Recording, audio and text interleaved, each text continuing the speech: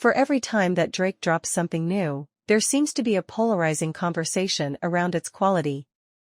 Moreover, some fans have been complaining about his output for a couple of years now, whereas others still hold a lot of love for his recent releases. That's especially the case for Drizzy's For All the Dogs, which has arguably some of the highest and lowest points of his career, including the Scary Hours 3 expansion. However, he knows this very well, and even tends to join in those conversations either jokingly or stubbornly. The most recent instance of this is hard to put in either camp, though. Furthermore, Drake reposted a clip of popular YouTuber and streamer Shawn C's reaction to For All the Dogs. While it's not as harsh as what, say, someone like Joe Budden fired off against him, it's still quite the negative implication.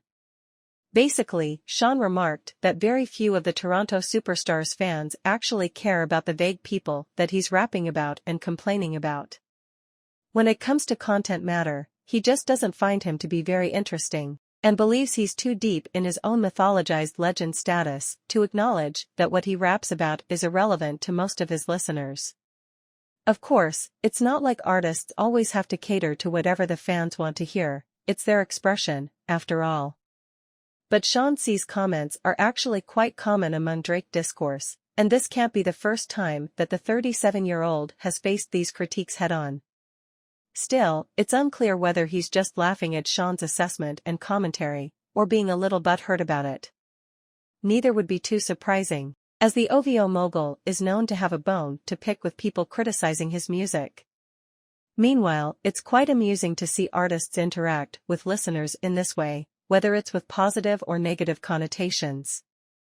In fact, by dropping the instrumentals for Scary Hours 3, it seems like Drake wants us to engage even more with the music at hand and rap over it ourselves.